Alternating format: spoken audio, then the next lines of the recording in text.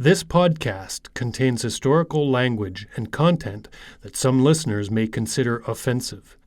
This includes language used to refer to racial, ethnic, and cultural groups. Items in the collection, their content, and their descriptions reflect the time period when they were created and the views of their creators.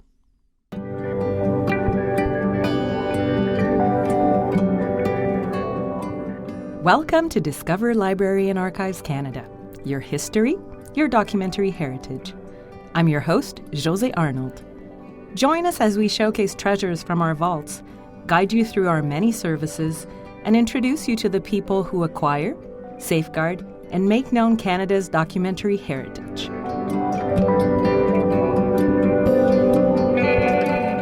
Dan McCaffrey believes that Tommy Burns was one of the best pound-for-pound boxers who ever lived. Measuring a mere 5 feet 7 inches tall, Burns was the shortest man ever to hold a world heavyweight title and the only Canadian born to do so as well. The first champ to travel the globe defending his title, he defeated the best boxers in the US, England, Ireland, France, and Australia. He was also the first heavyweight champ to defend his title against an African American in an era when most fighters adhered to the so-called color line. Burns had over half a dozen contests with black boxers before his clash with the legendary Jack Johnson, and is credited with being the first white heavyweight to give a black man a chance to win the title.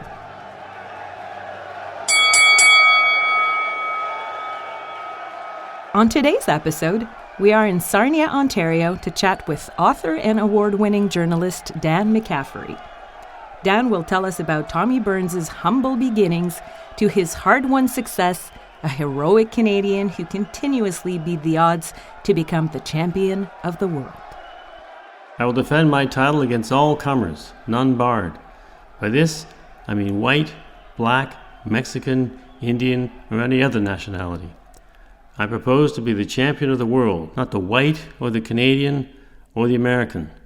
If I am not the best man in the heavyweight division, I don't want the title. A quote from Tommy Burns after becoming the heavyweight champ of the world in 1906. Name is Dan McCaffrey.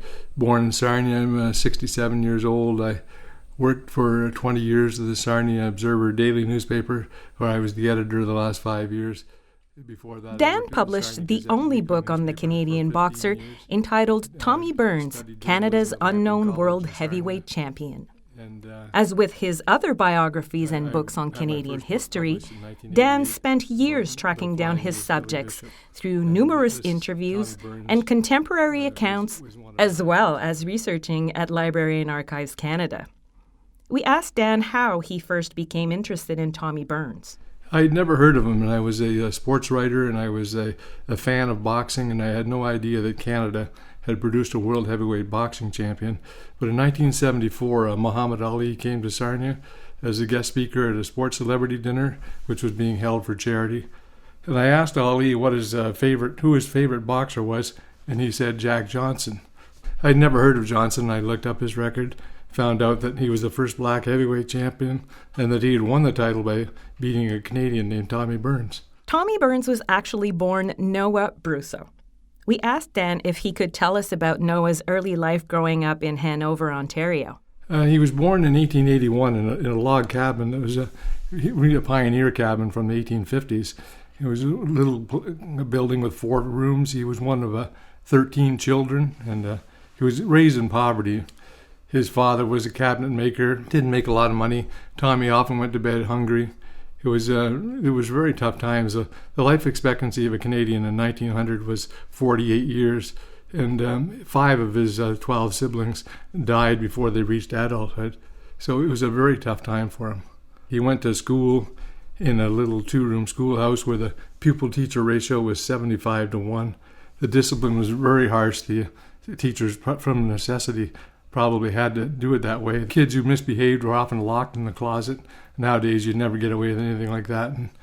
And most disturbingly, when he fought for the school championship at age 10 against a 12-year-old boy, there were hundreds of people who watched this, and many adults were there laying bets as two small children fought each other with bare fists until one was knocked unconscious. It's absolutely outrageous and something we'd never see today. I shall never forget the fight I had with Sam Hill to settle the school championship. We met after a series of elimination bouts, which left us to settle once and for all who was really the boss man at that little school. At last, the prearranged day arrived and we met in a big vacant lot at the rear of the school.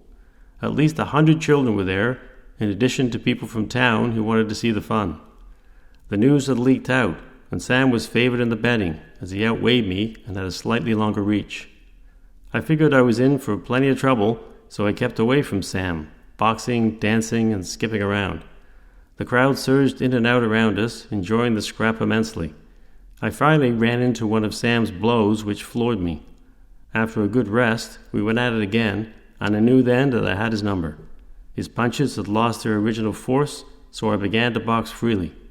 The going got hard, but we were at it about an hour before he was finally played out. Too tired to properly defend himself, he allowed me to slip through his guard and land a solid punch in the solar plexus. The blow did not seem so hard to me, but he gave me an odd, glazed look and slowly collapsed, like a deflating balloon. At 10, I was champion of the school. That was a quote from Tommy Burns from Dan McCaffrey's book. Young Noah was thrilled with his victory and the attention it garnered him. Champion of the school at age 10. His parents, however, were not so pleased. On hearing about the fight at the school, Noah's mom, Sophia, pulled him out of class and arranged for him to work as a finisher in a furniture factory. His school days were over. He would work many jobs over the next few years, washing freight trains and piling lumber, all the while his mother helping him with his reading and writing. Entering his teens, Noah started getting into trouble, fighting in public, and having run-ins with the police. It was around this time that he discovered sports, which may have saved him from a life of delinquency. We asked Dan if Noah was a good athlete when he was younger. Oh, he was a superb athlete. He played lacrosse, hockey, and power skating. And he credited lacrosse and hockey with developing the strength in his legs. He had tremendous strength in both legs, which as a boxer he used. He was very fast on his feet, and he could dart back and forth, left and right, and keep out of trouble. And he credited it all to those two sports. After a few years of working odd jobs and playing lacrosse, hockey, and soccer in and around the small towns in Ontario, Noah eventually found himself in Sarnia working as a bouncer at a riverfront tavern. He didn't stay in Sarnia long, getting a job as a baggage handler on a Great Lakes steamer ship that traveled between Buffalo and Cleveland. One afternoon, while docked in Detroit, 19-year-old Noah got into a fight with the ship's steward. He won the fight, knocking the bigger man down multiple times, and was subsequently fired. Soon after jumping ship, he joined the Detroit Athletic Club and signed on with the local lacrosse team. We asked Dan how Noah got into boxing. Well, he didn't really get into it until he was on a ship, and he was working on a freighter on the Great Lakes, and he got into a fight with an older man on one of the ships, and he got fired. And they were at Detroit, and he set up shop in Detroit, and he went to a boxing match just as a spectator. And while he was there, one of the two participants, one of the two fighters, injured himself, sprained his ankle trying to get into the ring. And so they asked if there was anybody in the audience who would take his place. Tommy's friends knew he'd worked out a lot, and they goaded him into taking the fight. The fight, interestingly, was against a black fighter, and that was kind of unheard of in those days for people to cross the color line and fight black fighters, but Burns thought nothing of it, and he fought this professional fighter named Fred Thornton, who interestingly was a Canadian from Windsor, Ontario. And he was a very good fighter, but Tommy knocked him out in his first fight. Young Noah did indeed win the fight, knocking out Freddie Thunderbolt Thornton in the 5th round. And because the prize was a money one, earning him $1.25, it meant that he had entered the professional ranks. You may have heard Dan mention the color line. We asked Dan if he could explain to us what this was. This was flagrantly drawn openly in the press. It was the world heavyweight boxing champions refused to fight black fighters. Essentially, the world heavyweight boxing champion was the best American white man. That was all Americans who fought each other and called themselves the world champions. The first champion of the modern gloved era was a fellow named John L. Sullivan, and he took out a newspaper ad in which he said, I will fight all comers, first come, first served, who are white. I will not fight a Negro. I never have, and I never shall. And other 4 more champions came along, and they all, in the newspapers, you can find the stories, they publicly drew the color line. That's what the term was. And they just flatly refused to fight blacks. A lot of them did it just because they were afraid of facing good black fighters, but all of them were racist, of course. And Tommy Burns, when he became champion, the first thing he did is say, I draw no color line, nor do I bar any man on earth. He'd already fought 7 black fighters on his way up, which was highly unusual as it was, and he took a lot of heat for it. But Burns refused to boycott black fighters because he said they're good fighters and I can improve myself by fighting them. And he did. And he didn't run for cover at the sight of black boxers. And because of that, he was vilified by the American press when he lost the World Heavyweight Championship to a black man. Not only did he fight black fighters all throughout his career, but he also had black sparring partners and black friends. As Dan mentions in his book, Brusso didn't think that blacks should be denied equal opportunity to get ahead in the world, and as an underdog himself most of his life, he did not approve of the bullying of African Americans that he saw going on around him. Despite great pressure from his peers, he refused to draw the color line. After his victory over Thornton, Noah Brusso went into boxing full-time, with his next 2 fights ending in knockout victories for him. On January 4th of 1901, he beat Eddie, the Bay City brawler Sholtro, in 1 minute 35 seconds to become the new Michigan middleweight champ. By the end of 1903, Noah Brusso had a record of 23 wins and 1 loss.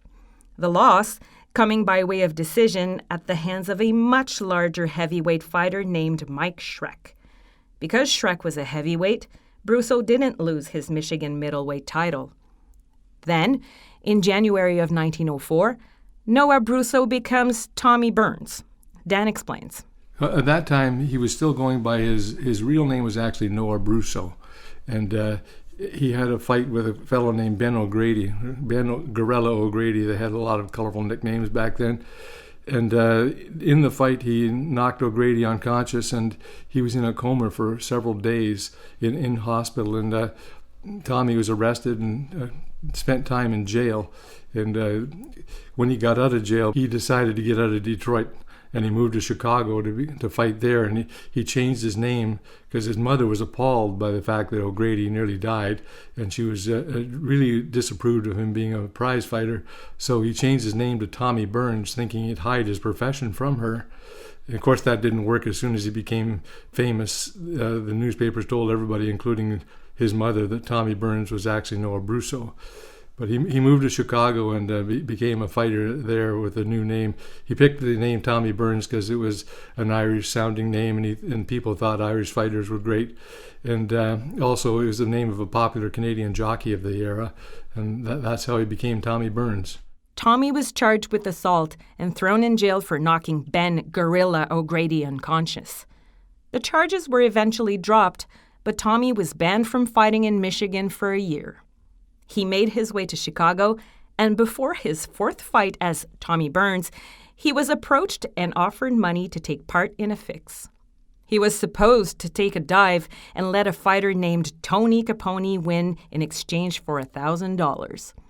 He was threatened with having his legs broken if he didn't go along with the con. Tommy refused to throw the fight and won in 6 rounds. Worried about retribution for not going along with the fix, he left Chicago and headed west to Salt Lake City, Utah. He had only 1 fight in Salt Lake City against a heavyweight named Joe Wardinsky, whom he knocked out in the 1st round with a left hook. Tommy even traveled up to Nome, Alaska for a spell. He finally settled in Los Angeles, California, where he would make his home for many years. By the end of 1905, Tommy's record was an amazing 30 wins, 24 coming by way of knockout, 4 losses, and 7 draws. All in the middleweight division. At the beginning of 1906, Tommy decided to start fighting in the heavyweight division.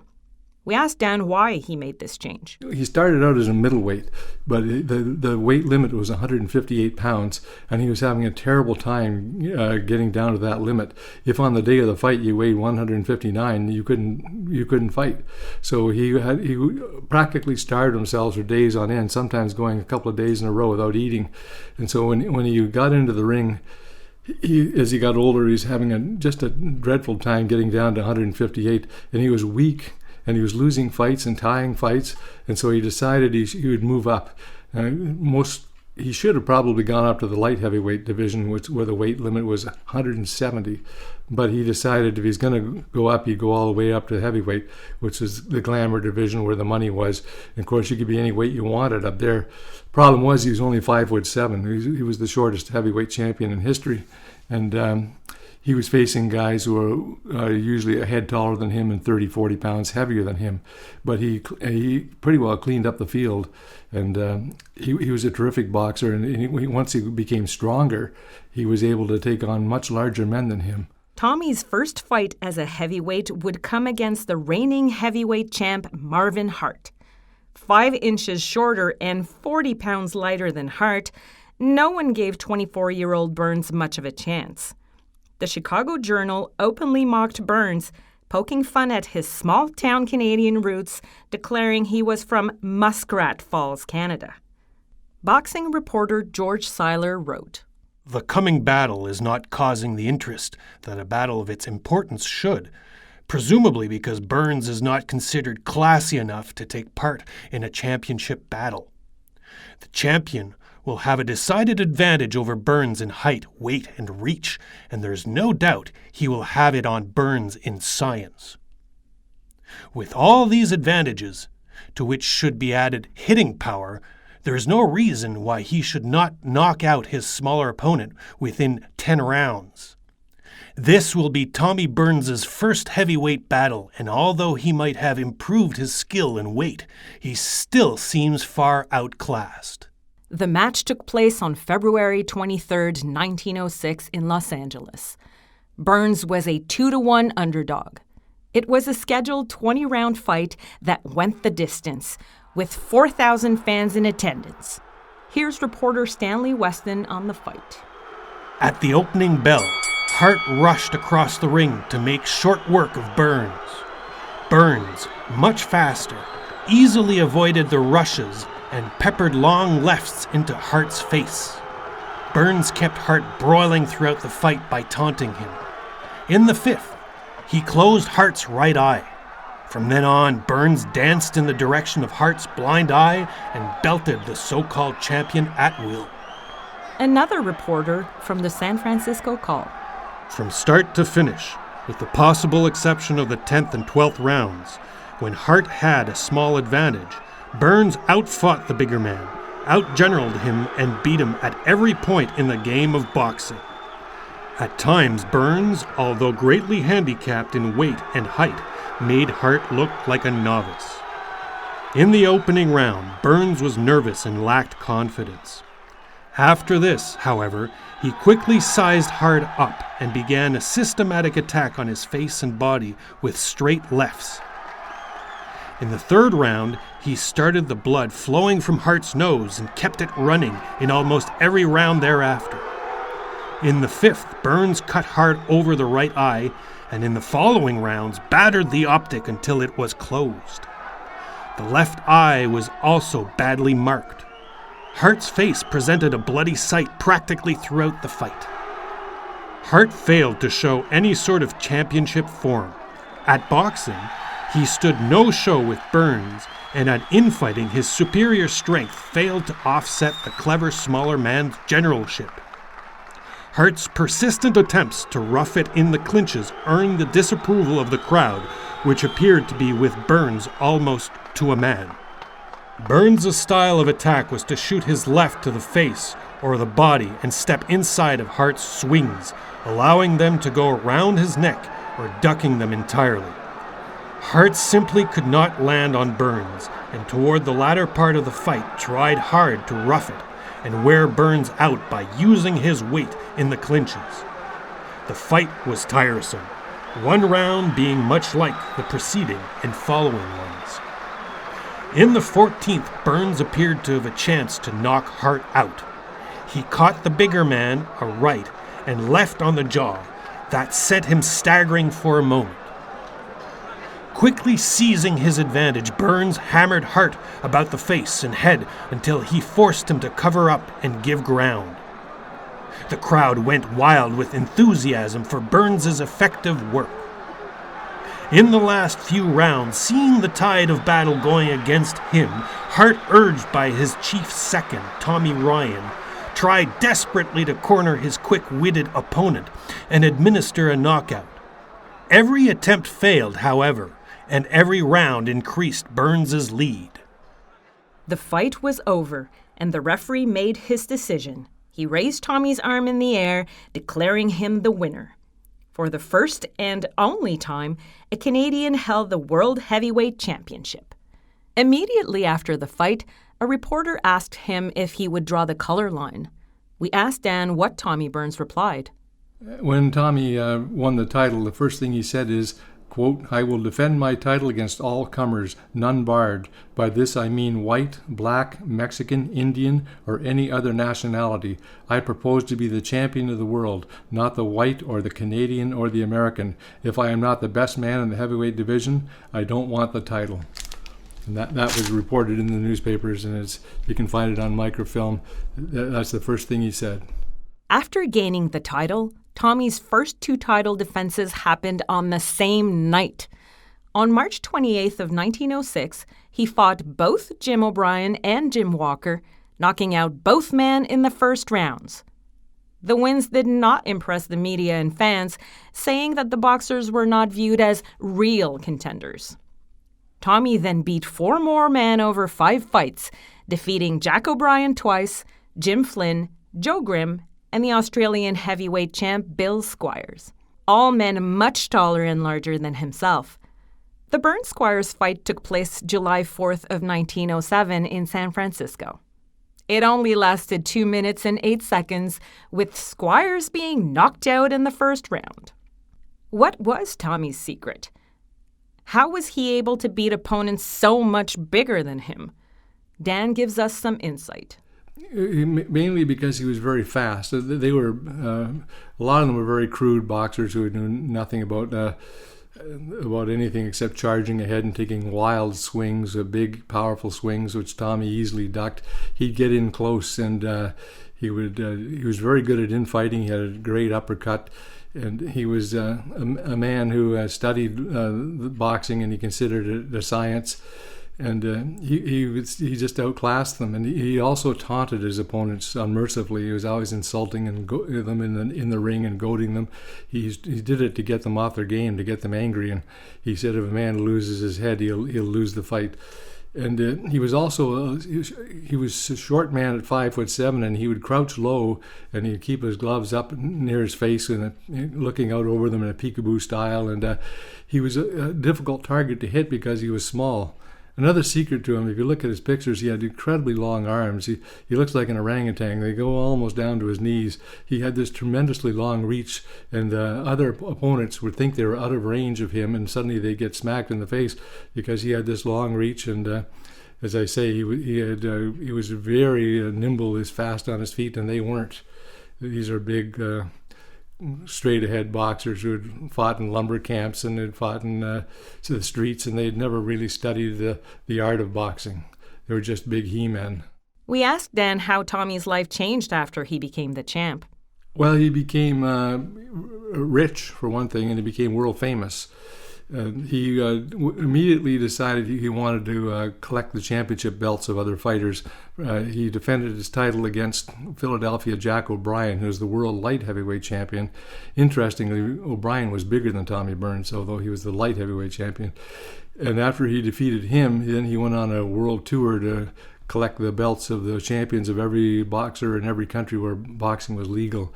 He defeated the champions of England and Ireland and Australia and South Africa. He even defended his title in Paris, and he was in Dublin where he defeated the Irish champion on St. Patrick's Day, and he defeated the English champion in London. And until Tommy came along, the so-called world champions had never fought anybody but Americans, and he took his title on the road and defended it all over the world, which was not easy to do in those days because it was difficult to get around.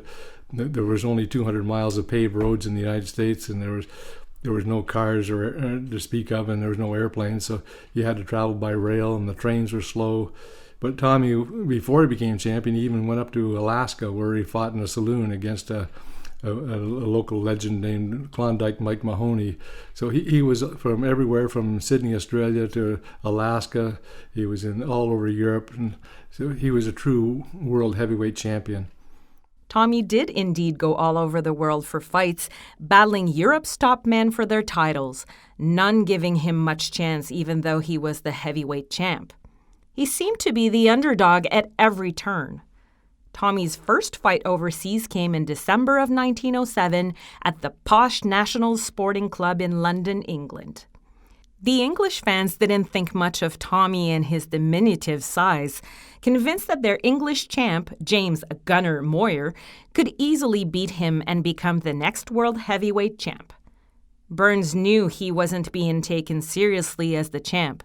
In a letter home, he wrote, "London is a great place, and the sports fans treat me royally, but they look upon me as a farmer does on a turkey he is fattening up for Thanksgiving Day. I went to the National Sporting Club to see one of their fights and met Gunner Moyer there. We were introduced, and I was given a fine reception, but nothing compared to what they gave him.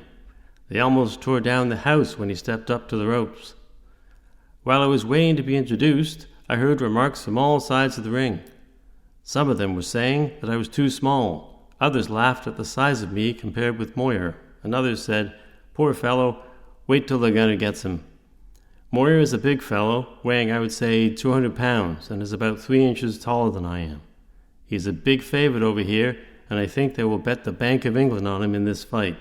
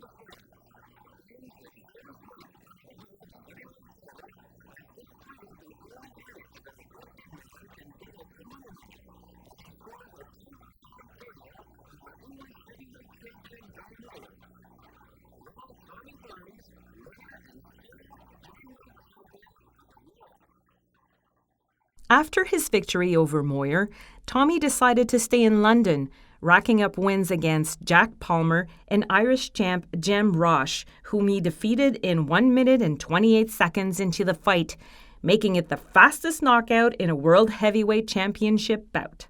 A record that still stands today, over 100 years later. His last 2 fights on the continent came in Paris, where he defeated Bill Squires once again with an 8th-round knockout, and against the South African Jewish boxer Joseph Smith. His fight with Smith was the first time a champ had agreed to a bout with a Jewish boxer. After his success in Europe, Burns set sail for Australia, arriving in August of 1908. We asked Dan why Tommy went down under. That's another thing that happened to Tommy Burns. It was widely reported that he was a coward who had fled around the world to escape from Jack Johnson. But 10 months before the fight, they had secretly agreed to fight in Sydney, Australia. There was probably no American city that would host a heavyweight championship fight with a black man fighting a white man. So they did it in Australia. There was a guy named Hugh McIntosh who was the promoter. He set the whole thing up. He even built a 30,000 seat stadium in Sydney and immediately sold out the fight. And it was held there because of they could get a big crowd and because it would be legal to hold it. The fight between Tommy Burns and Jack Johnson was scheduled to take place in Sydney, Australia on Boxing Day 1908. It's December 26, 1908, and world's heavyweight champion Tommy Burns defends his title in Sydney, Australia against Jack Johnson. Here's Tommy Burns getting himself into the best shape of his entire career. In 9 days, Tommy will defend his title against the scourge of the heavyweight ranks, Jack Johnson, and Tommy knows that this is going to be the fight of his life.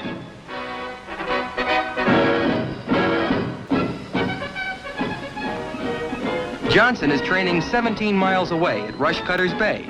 Even the sedate Australian sports writers have been pulling out all of the stops in describing Johnson's workouts throughout his training period. There has been a general consensus of opinion that Johnson combines perfect defense and balance with an offensive punching attack which leaves little to be desired in a professional fighter. This is the scene at Rushcutters Bay in Sydney, Australia at 1 o'clock in the afternoon as an electric excitement has captured the fans as they prepare to watch Burns make the 12th defense of his heavyweight championship. The challenger was 30 pounds heavier and 7 inches taller than Burns, who also had come down with the flu and had spent the week before the fight in bed. Burns tried to postpone the battle, but promoter Hugh McIntosh insisted it go on as planned, as 25,000 tickets had already been sold. The day of the fight, over 40,000 fans showed up, some even sleeping there the night before, hoping to get tickets. At 11:15 a.m., the bell sounded for the start of round 1. The fight of the century was underway, and for the first time as champ, Burns was the betting favorite. Fists flew. Neither man held back. Burns got knocked down to the canvas. He was up by the count of 5. Got off a good punch to Johnson's chin, which stunned the challenger. Burns got knocked down again in round 2, and by the end of the round, his left eye was swelling and his mouth was bleeding. In round 3, Burns changed tactics, getting in close and infighting, hammering Johnson in the ribs, and finally managing to win a round. The men kept trading blows. Both were bruised and bleeding. Burns hit the canvas once again in round 7. By the 12th, the champ's jaw was badly swollen, and his right eye was now cut and bleeding. Johnson was clearly ahead on points. In round 14, Burns took a wicked punch to his head that sent him down again. Up by the count of 8, Tommy was ready to continue fighting. But he never got the chance. The police entered the ring to stop the fight, claiming he was too injured to go on. The referee pointed to Jack Johnson as the winner. The heavyweight championship of the world had passed into the hands of a black man for the first time in history. It went 14 rounds, and there's not much footage of it. Only about 12 minutes of the fight is on film, and the early rounds are missing, and that's when Tommy did his best. It's from what I read. I relied a lot on the Australian media because they weren't as biased as the American reporters who were there, and they credited Tommy with winning about 3 rounds of the 14, which is not a lot, but they figured maybe another one was tied. Jack Johnson was a legitimate winner. He scored 4 knockdowns during the fight, but it was not a totally one-sided. Johnson had a cut lip, and he had broken ribs, which he went to the hospital to have taped. Tommy had a tremendously badly swollen jaw, and he was bleeding from the mouth and the nose. And I think that the police stepped in to stop the fight, and because they thought he was getting beaten too badly, and they were probably correct. Immediately following the fight, there seemed to be a campaign to discredit Tommy Burns, starting with Jack Johnson. He told reporters that Burns was the worst fighter he had ever faced, saying, "I have forgotten more about boxing than Burns ever knew."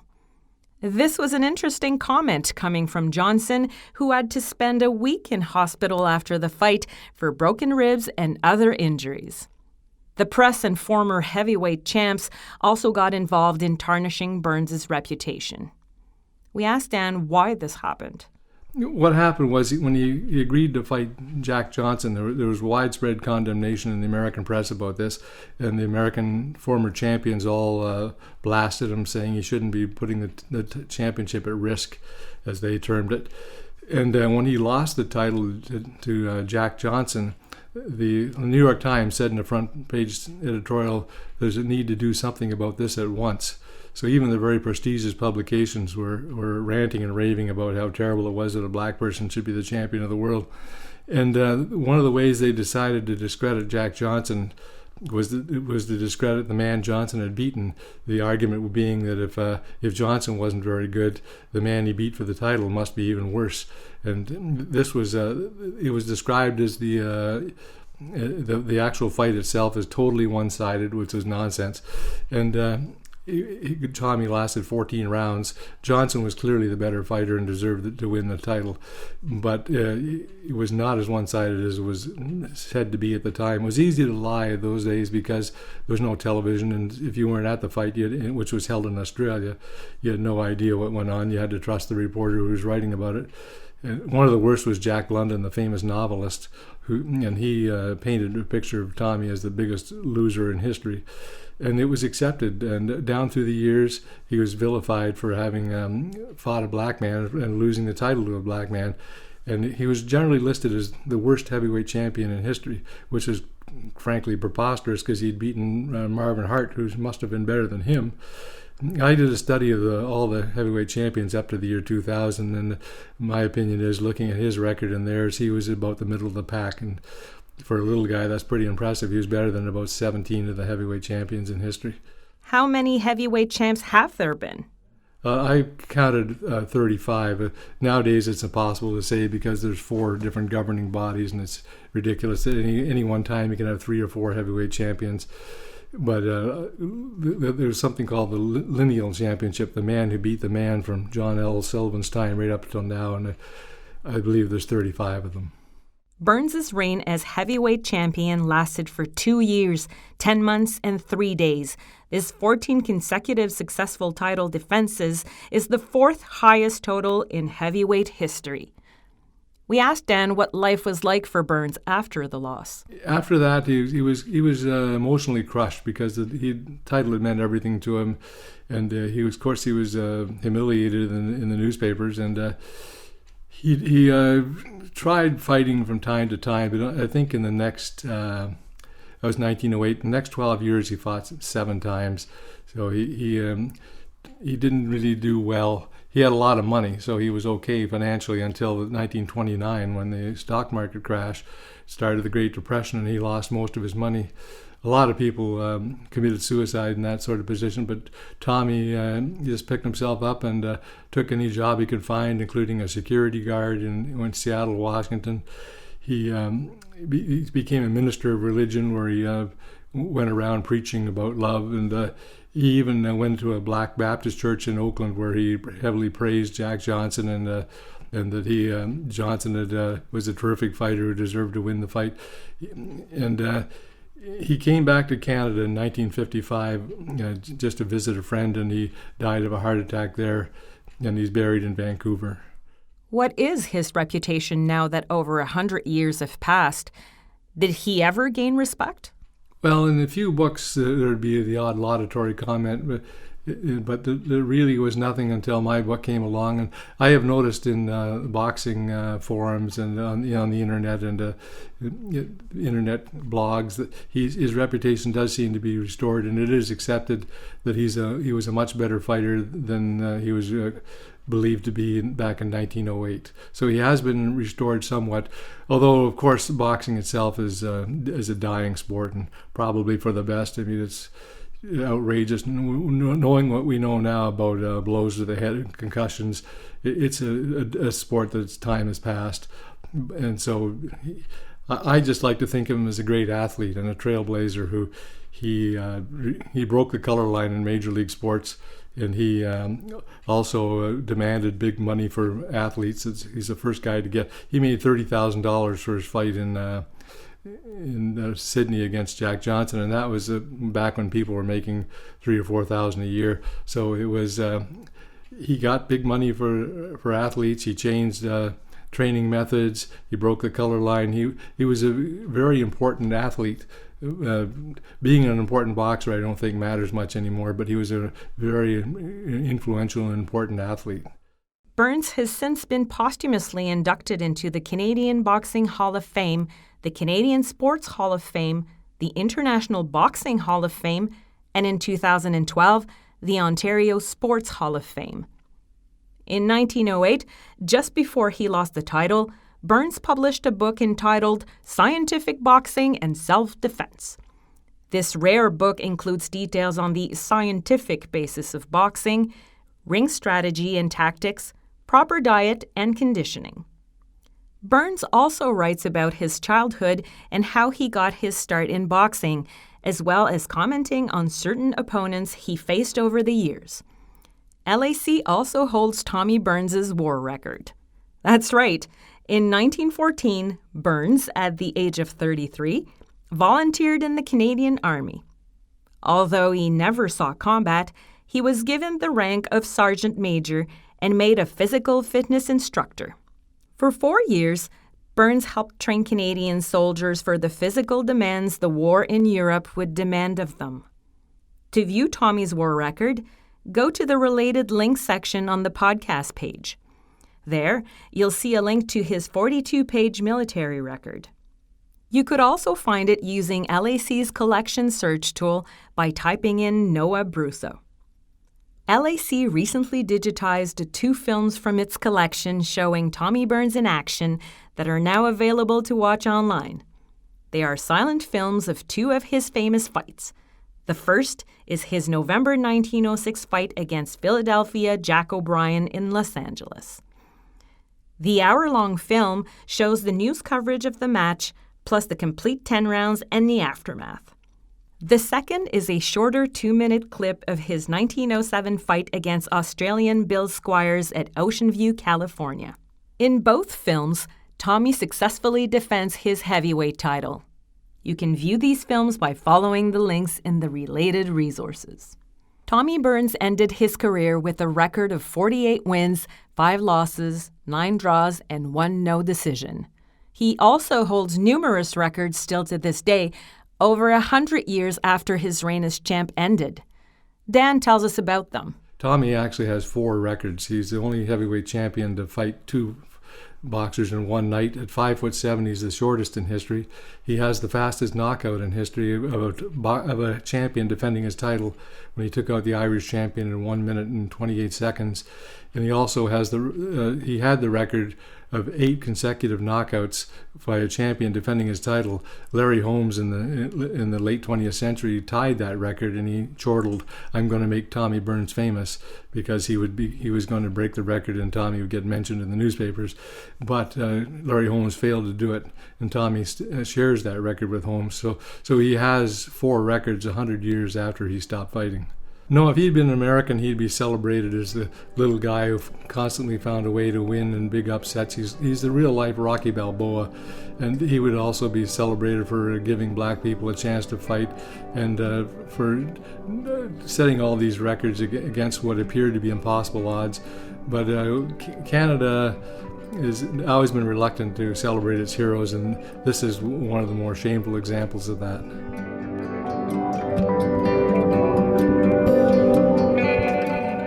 If you'd like to learn more about Tommy Burns at Library and Archives Canada, please visit us online at bac-lac.gc.ca. On the episode page for this podcast, you will find a number of links related to Tommy Burns' life and legacy, including our Flickr album, which highlights a selection of photos from our collection. Thank you for being with us. I'm José Arnold, your host. You've been listening to Discover Library and Archives Canada, where Canadian history, literature, and culture await you. A special thank you to our guest today, Dan McCaffrey.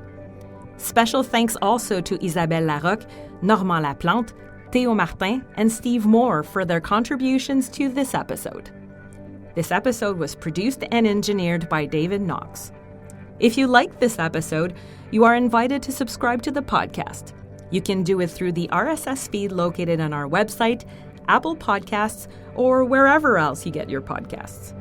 If you're interested in listening to the French equivalent of our podcast, you can find French versions of all our episodes on our website, Apple Podcasts, and Google Play. Simply search for Découvrez Bibliothèque et Archives Canada. For more information on our podcast, or if you have questions, comments, or suggestions, please visit us at bac-lac.gc.ca/podcasts.